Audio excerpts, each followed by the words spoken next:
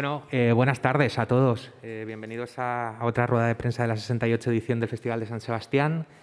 Hoy tenemos con nosotros a parte del equipo de la película Verano del 85.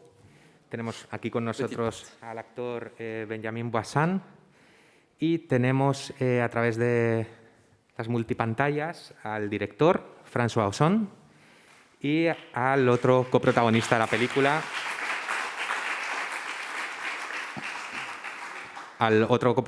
la película, Félix Lefebvre. Buenas tardes, François. Bonjour. Vale. Y buenas tardes, Félix. Hola. Hola. Vale, ahora vamos a empezar con la rueda de prensa y las preguntas. Para empezar, para romper el hielo, quería hacer un ayo, ¿vale? Entonces, me gustaría hacerle una pregunta al director de la película acerca de su proceso creativo a la hora de adaptar el libro de Aidan Chambers.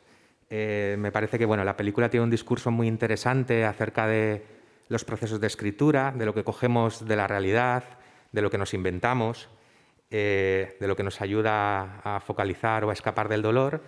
Y me preguntaba cómo ha sido ese proceso de adaptación para él, teniendo en cuenta que es una adaptación libre de la novela. En fait, c'est un livre que j'ai lu il y a assez longtemps, en 1985. C'est pour ça que j'ai décidé de le placer à cette époque. C'était un livre pour adolescents qui m'a beaucoup touché quand j'avais 17 ans. Et je m'étais toujours dit, voilà, c'est un livre que j'adorerais voir adapté au cinéma. À l'époque, je ne savais pas encore que j'allais devenir réalisateur. Je m'attendais à ce qu'un réalisateur américain ou un réalisateur anglais l'adapte. Et finalement, ça ne s'est jamais fait. Et après, Grâce à Dieu, qui a été un film assez compliqué et dur à faire, j'ai eu envie de revenir à quelque chose de plus léger. Et donc, je suis retombé sur ce livre que j'ai lu. Et ça m'a frappé parce que je me suis rendu compte qu'il y avait beaucoup de thèmes dans ce livre que j'ai lu il y a quasiment une trentaine d'années, beaucoup de thèmes que j'ai utilisés dans d'autres de mes films. Et j'ai eu l'impression que c'était le bon moment pour en faire une adaptation. Finalement, qui a été assez fidèle au livre. Vale, muchas gracias. Vamos a pasar al turno de preguntas.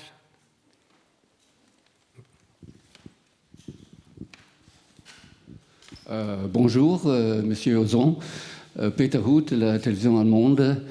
Je voudrais vous demander, comme vous avez lu cet livre il y a longtemps, et comment votre approche maintenant d'être plus adulte, comment vous avez vu cet amour avec la distance, avec l'âge?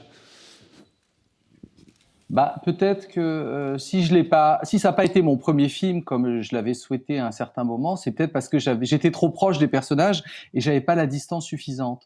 Et en relisant le livre, là, je me suis dit, voilà, maintenant que je suis très vieux, j'ai plus de 50 ans, mon adolescence est très loin, peut-être que j'ai plus de distance pour être capable de la raconter, peut-être aussi que j'ai plus de tendresse.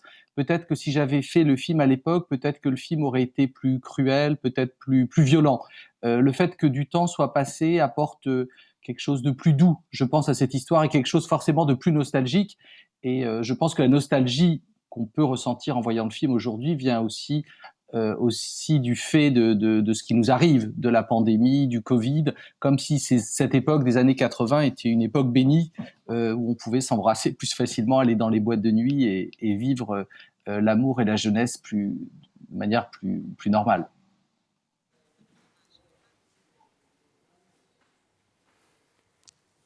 Si queréis levantar la mano a aquellos que tengáis preguntas.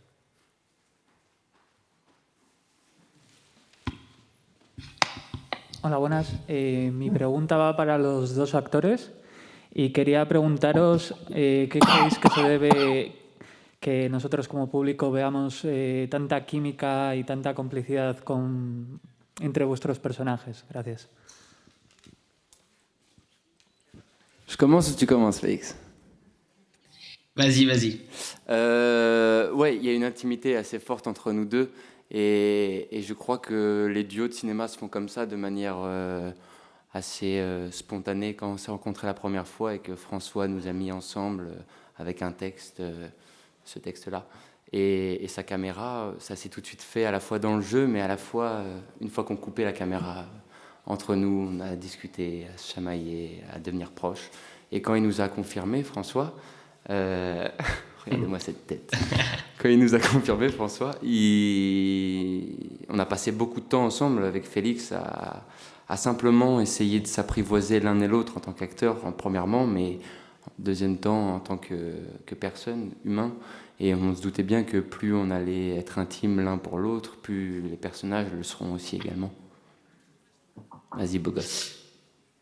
Et ce qui a été intelligent de la part de François, c'est que quand on s'est rencontré avec Benjamin, c'était pas une évidence tout de suite que on était l'un et l'autre un Alexis et un David, mais on avait une complicité dans le jeu et dans l'écoute qui faisait que on avait envie de travailler ensemble et on avait vraiment envie de jouer ensemble. Et à partir du moment où j'ai vu Benjamin, où moi j'ai fait les essais avec Benjamin, dès que je pensais à David, en fait, je pensais à Benjamin. Et il y avait comme une sorte d'évidence qui s'est faite, non pas physiquement ou dans ce qu'on pouvait être nous individuellement, mais plutôt dans notre duo et dans notre alchimie qu'on a eu tout de suite, sachant qu'on ne se connaissait pas avant. Mais comme on a été casté 3-4 mois avant le début du tournage, on a eu vraiment beaucoup de temps pour apprendre à se connaître et se nourrir et pour pouvoir commencer à tourner tout en ayant comme ce vécu qu'ils avaient eux deux, sachant qu'on a commencé par des scènes de fin et qu'après on finissait par le début parfois. C'est toujours un peu dans le désordre. Nous, ça nous a permis vraiment dès le début du tournage d'avoir cette complicité qui faisait aussi du travail une partie de plaisir. Enfin, un bon moment.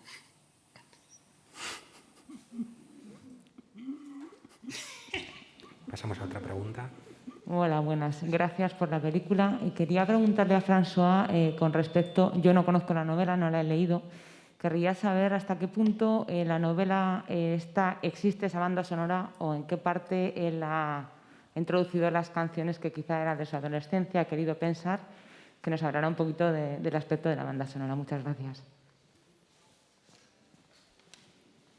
Je pense que le film est vraiment une adaptation du livre, mais c'est aussi une référence à ma propre adolescence, parce que le livre est sorti en 1981, et en discutant avec Hayden Chambers, l'écrivain anglais du livre, lui, il l'imaginait plus dans les années 60. Et donc, j'ai utilisé la bande-son de ma propre adolescence.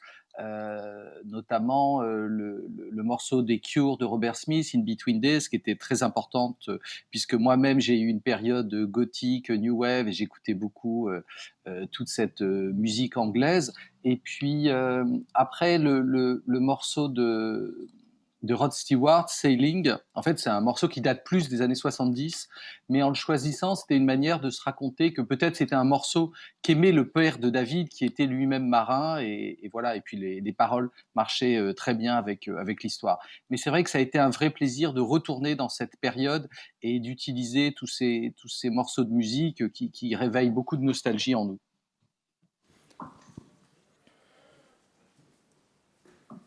Sí, yo quería preguntar a los actores en qué medida tuvieron en cuenta la década en la que está ambientada la película. Si comentaron mucho la relación de los personajes con aquellos años o si realmente no le dieron quizá demasiada importancia, sino que es una historia que se puede contar quizá en otro momento también. Gracias.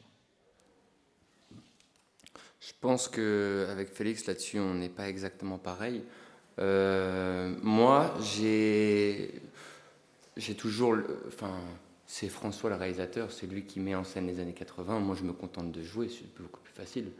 Lui, il s'occupe de retranscrire les années, et nous, on a juste à vêtir le costume, accepter la coupe de cheveux, travailler le texte. Je savais qu'on était dans les années 80, mais dans le jeu, nous deux, Félix et moi, on voulait absolument être contemporains. On voulait absolument ressentir les années 2020. Et c'est ça qui est intéressant, je crois, dans le film, c'est quand les deux univers se mélangent et que ça devient intemporel. Ouais, et puis on a été vraiment propulsé dans les années 80 avec les décors, le texte et les costumes et la musique qu'il y a autour avec le montage. Nous, on était comme si on était propulsé à l'intérieur de ça, mais pour le travail personnel que j'ai pu moi avoir avec les années 80, ça a été écouter beaucoup de musique et je me suis aidé de ma mère qui a vécu, elle, dans les années 80 et qui je lui faisais écouter les chansons, elle les reconnaissait toutes et elle me disait ah ça c'était bon, ça c'était branché à l'époque, ça c'était super, ça on adorait, on dansait sur ça, on dansait sur ça. Et c'est vrai qu'à force d'écouter les musiques des années 80 et de regarder les films des années 80, on se met un petit peu dans cette atmosphère, on essaie de rentrer dedans, mais au final le travail il a été fait vraiment autour de nous et puis même le texte il a été écrit par François, nous on avait juste à être là et être les personnages, et c'est vrai que c'est une histoire très contemporaine et très universelle qui aurait pu se passer aujourd'hui. Le contexte aurait été différent, mais l'histoire aurait été la même, et les personnages aussi.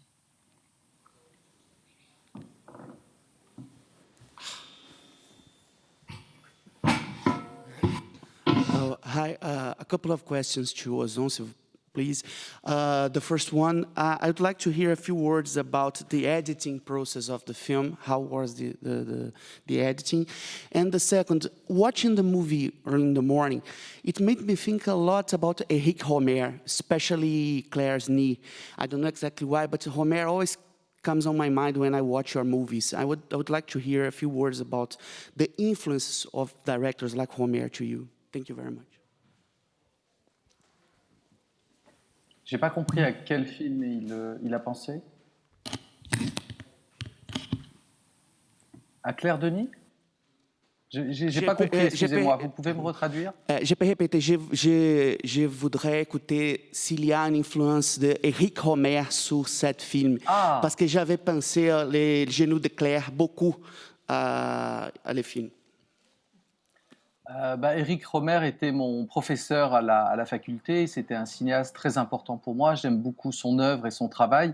Et c'est vrai que dès qu'on fait un film de plage, il y a les références d'Eric Rohmer parce qu'il a rendu ça tellement classique avec des films comme Pauline à la plage, Le genou de Claire qui se passait au bord d'un lac. Mais c'est vrai que moi j'aime beaucoup les films d'été, les films de saison, et l'été particulièrement parce que c'est un moment où les personnages sont disponibles à l'aventure, à l'amour, et puis c'est aussi la période propice pour filmer le corps des acteurs puisque tout le monde est en maillot de bain. Donc c'est toujours très agréable et sexy de filmer l'été.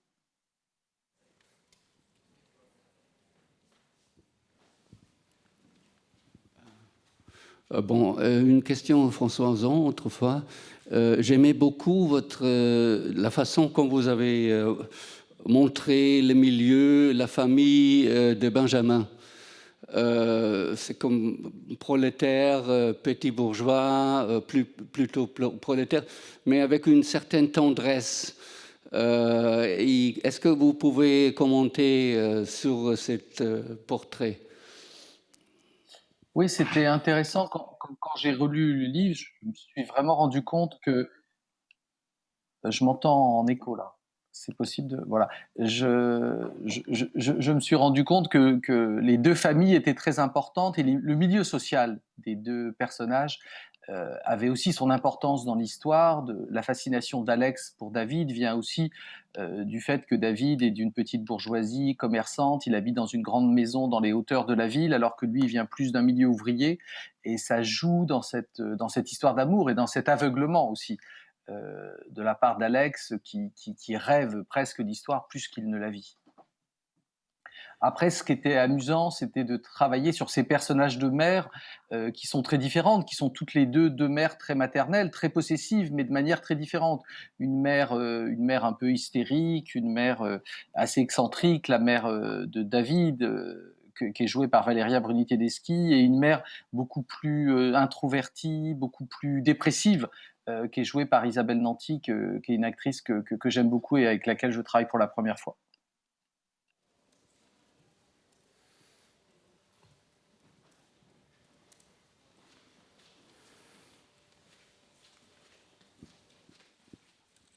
Hola, mi pregunta es para el señor Ozon.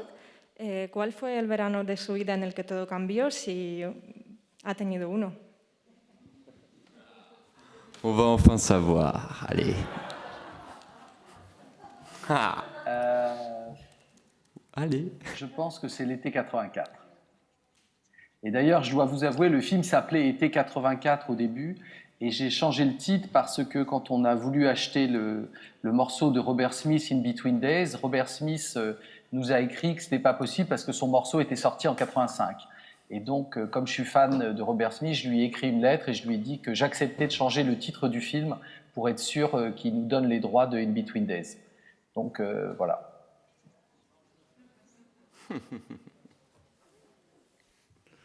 Bueno, lo primero, felicitaros por la película. Y lo segundo, quería preguntar a los protagonistas cómo cambia su forma de vivir y su forma de ver el mundo desde el momento en el que os conocéis en la película. Gracias.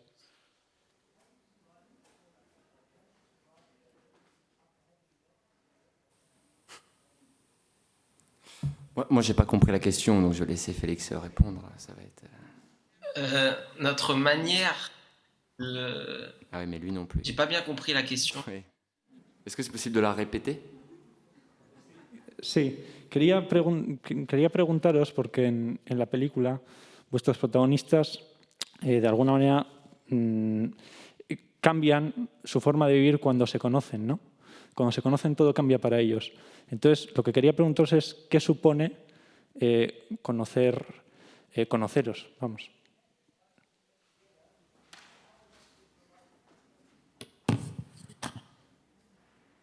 Bah, oui, en faisant le film, déjà, ça a changé pas mal de choses pour nous. Et puis quand tu rencontres un acteur que tu estimes et pour lequel tu penses qu'il y aura peut-être d'autres films ensemble, et dans l'espoir de se retrouver dans les 30 prochaines années, il y a toujours dans l'œil un petit truc de « Ah, possible que toi et moi, si on bosse bien, on reste ensemble un petit bout de temps quoi, dans ce métier. » Alors du coup, c'est hyper excitant à chaque fois, quand il y a une rencontre comme ça. Après, de là nous changer, je sais pas, c'est beaucoup quand même. Hein. Ouais, en fait, il y a eu une rencontre qui a fait que d'un coup, les mots et les personnages qui étaient écrits a commencé à prendre vie pour moi, à mes yeux. J'ai commencé à pouvoir rentrer dans un travail beaucoup plus concret et dans un regard qu'avait Alex sur David qui était beaucoup plus réel. Parce que d'un coup, le personnage était là en face de moi et même quand on passait du temps ensemble, inconsciemment, on développait cette relation que parfois Alexis pouvait avoir avec David. Par exemple, j'avais jamais fait de moto avant le début du film, et Benjamin m'a un petit peu initié à la moto en roulant un peu vite, et on a pu vivre des choses qui nous ont rapprochés comme les deux personnages, et ça nous a... Après, personnellement, ça a été une rencontre amicale, une rencontre qui a été pour moi... épanouissante en tant que comédien et en tant que personne qui m'a permis aussi d'aimer encore plus mon travail et d'être content de rencontrer des gens de ma génération avec qui j'allais certainement travailler dans le futur et avec qui je pouvais faire ça dans le plaisir et dans la bonne humeur.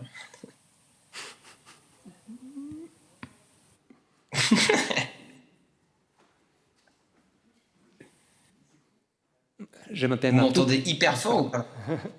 Je m'appelle Marc Duc, je suis de la radio allemande. Une question pour Monsieur Ozon. Dans le film, on voit la manière dans laquelle les deux protagonistes se traitent d'une manière très normale. Alors, on ne voit pas de discrimination, c'est tout à fait évident. Vous l'avez vécu comme ça, ou est-ce que vous n'avez pas tout... vous n'avez pas voulu toucher le sujet de la discrimination, c'était plutôt un désir de transmettre cette normalité? C'est vrai que si j'ai autant aimé ce livre quand je l'ai lu en 1985, c'est parce que justement le livre ne problématisait jamais l'homosexualité. Il y avait quelque chose d'universel dans cette histoire, c'était jamais... c'était qu'une histoire d'amour et ça aurait très bien pu être entre deux filles, un garçon et une fille. C'était pas ça le sujet. L'histoire, c'était plus la confrontation de deux conceptions de l'amour, deux personnages qui ne dansent pas sur la même musique, comme dans la scène de Boîte de nuit. Voilà, ils n'ont pas la même conception de la relation amoureuse. Et moi, quand j'ai lu ça adolescent, c'était très fort parce que à l'époque, les représentations de l'homosexualité, que ce soit dans la littérature, dans le cinéma, étaient extrêmement négatives, étaient souvent très douloureuses, c'était souvent lié à la culpabilité. En plus, vers 84-85, il y a eu l'arrivée du sida, donc il y avait toutes ces choses qui étaient toujours lourdes. C'était toujours un problème, l'homosexualité. Et ce que j'aime dans cette histoire, c'est que ce n'est jamais un problème, justement. C'est pas le fait que ce soit deux garçons qui fait que cette histoire va vers le drame. C'est juste que, voilà. Et donc, j'ai aimé pouvoir raconter cette histoire d'amour de manière très, très naturelle et très simple, sans que ce soit un problème.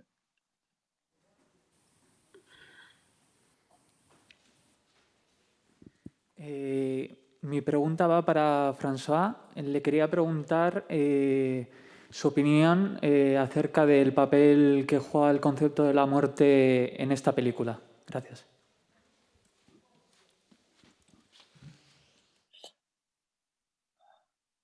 Je parlais de deux conceptions de l'amour. Je pense qu'il y a aussi deux conceptions de ce qu'est la mort. Alex, le personnage d'Alex est dans une forme de fantasme de la mort, une forme d'idéalisation. Il est fasciné par les momies, par le monde égyptien. Pour lui, la mort, c'est quelque chose de très abstrait. Et ce qui est intéressant, c'est quand il rencontre David, c'est que David, lui, il a été confronté vraiment à la mort avec la mort de son père.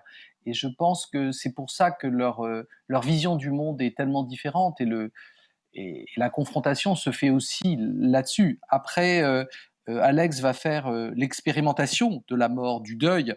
Et ce qui est très beau, c'est que c'est une histoire de résilience. C'est que d'une certaine manière, il va trouver le moyen de faire le deuil de cette histoire, de la porter en lui avec une forme de mélancolie. Et peut-être grâce à l'écriture, il va trouver une vocation. Et de cette histoire douloureuse, il va peut-être réussir à faire une œuvre d'art en racontant l'histoire.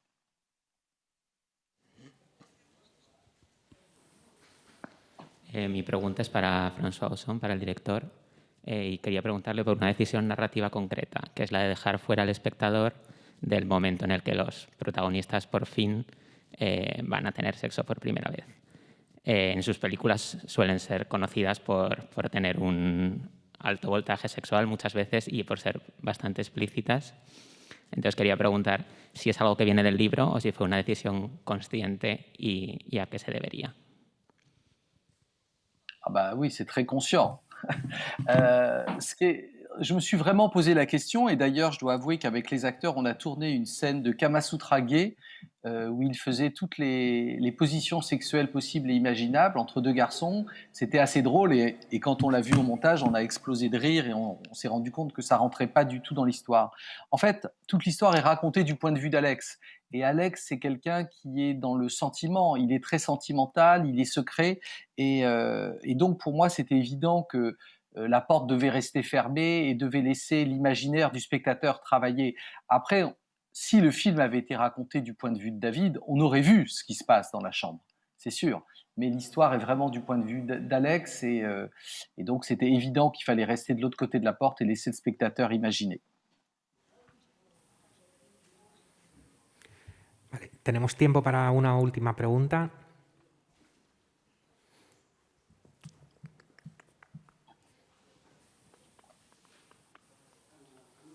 Pour M.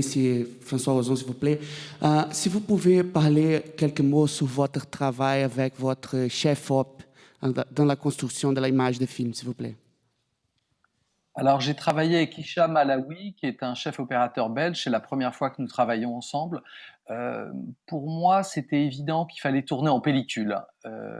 Comme j'avais souvent, quand je fais des films d'époque, je préfère la pellicule au numérique. Un film comme France avait aussi été tourné en pellicule. Et là, j'ai eu envie de tourner en Super 16, qui est le format avec lequel j'ai fait mes premiers courts-métrages, notamment Une robe d'été ou un film comme Regarde la mer. Et c'est un format que j'aime beaucoup. Voilà, alors c'était une manière aussi de replonger dans l'époque, parce qu'à l'époque, tous les films étaient en pellicule. On avait l'habitude du grain, on avait l'habitude de la sensualité des couleurs, et c'est vrai qu'on se rend compte que le numérique aujourd'hui a un peu uniformisé l'image. Les images sont souvent il y a une espèce d'ambiance bleutée, froide, et quelque chose de très clinique. Et moi, je voulais retourner au grain, à la sensualité de la matière de la pellicule. Alors c'était aussi un peu surprenant parce qu'on s'est rendu compte que les plans larges étaient toujours un peu flous. Voilà, on n'a plus l'habitude de ça, mais à l'époque, en Super 16, on n'a pas la netteté qu'on a sur les gros plans. Et donc avec Hicham, on a travaillé sur cette pellicule pour essayer de retrouver le rendu vraiment des films de l'époque. Et c'est vrai que grâce aux costumes et aux décors, ça nous a vraiment permis, en plus de la pellicule, de se replonger dans ces années 80 et de les rendre le plus réalistes possible.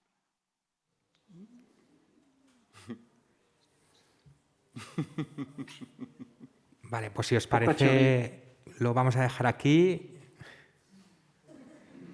A no ser que Benjamin quiera contarnos algo. No. Rien à dire. Muchas gracias tanto a François como a Félix por estar a la distancia con nosotros y especialmente a Benjamin por estar aquí sentado. Y muchas gracias. On est triste de pas être avec vous.